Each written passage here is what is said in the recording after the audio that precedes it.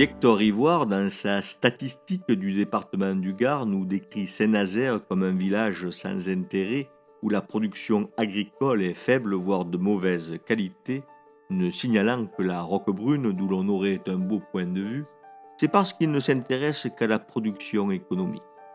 Or, Saint-Nazaire est un village-étape, situé sur une des plus grandes voies de communication du royaume lorsque M. Rivoire procède à l'inventaire des richesses du département du Gard, soit en 1842.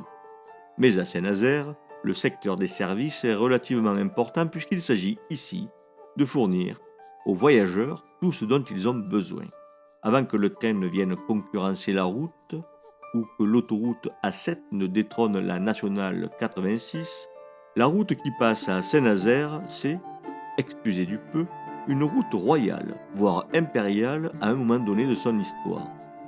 Pour être plus précis, c'est une hyporoute capable de supporter et surtout de permettre un trafic régulier de voitures tirées par des chevaux. C'est au XVIIIe siècle qu'un vaste réseau de routes de qualité va rayonner depuis Paris et irriguer tout le royaume, favorisant ainsi l'essor économique du pays. Cet effort, les États du Languedoc, localement, en sont les organisateurs, et cela dès 1709. Les travaux se multiplient avec la seconde partie du XVIIIe siècle. La réfection générale du grand chemin de poste qui passe là est lancée vers 1730. C'est en septembre 1748 que le célèbre Henri Pitot, directeur des travaux de la sénéchaussée de Nîmes-Beaucaire, vient recevoir la fin du chantier de l'entrepreneur qui venait de réaliser la section Bagnols-Saint-Nazaire. Très avisé, l'architecte du pont accolé au pont du Gard préféra attendre le passage de la mauvaise saison pour juger de la qualité de l'engravement et de sa résistance aux intempéries. À l'extrême fin de ce siècle, un voyageur anglais des plus antipathiques, qui n'a eu de cesse de critiquer le royaume de France dans son récit de voyage, lâchera tout de même qu'en Languedoc, on trouve des chemins superbes jusqu'à la folie. Gageons que la Narbonnaise, cette grande route romaine dont de longs tronçons perdurèrent, ne fut pas pour rien dans cette propension languedocienne à édifier de superbes et grandes routes. Ainsi, peu à peu, se met en place le plus vaste chantier routier jamais entrepris en France. Les habitants de Saint-Nazaire étaient à la fois acteurs et spectateurs.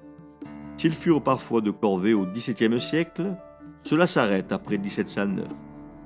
À cette date, les États de Languedoc développèrent un système de mise à ferme des travaux au moins 10 ans.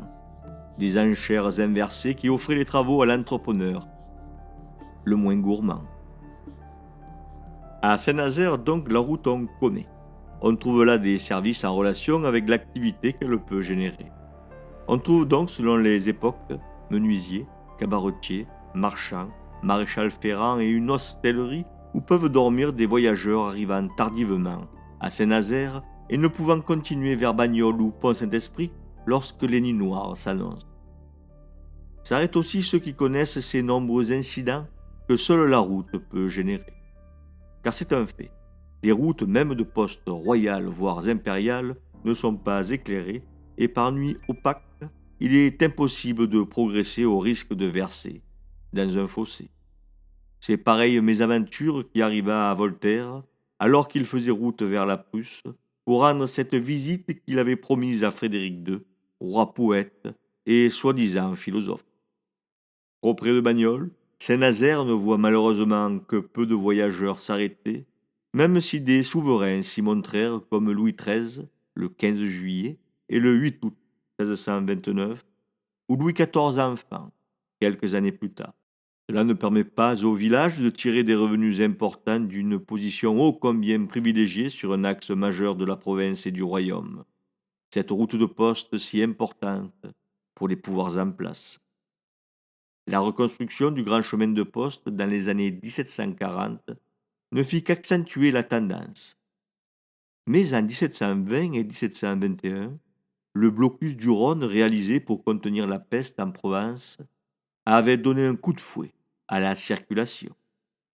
Le transport avait alors été défendu sur le fleuve, ainsi, passagers et marchandises descendant de Lyon, du Vivarais, ou de l'Auvergne transitèrent par la route par le Saint-Esprit vers le sud, et donc par Saint-Nazaire. Le trafic du sel, qui subissait lui aussi l'interdiction par le Rhône, était colossal, car provenant du Midi, il irriguait toute une partie du royaume. Le nombre des voitures nécessaires fut tel que la route de Lunel à Saint-Esprit fut quasiment détruite sur tout son tracé. Ce furent toutefois sans doute 2 années bénies à Saint-Nazaire pour l'hostellerie, les artisans et tous ceux qui tiraient un revenu quelconque de la route.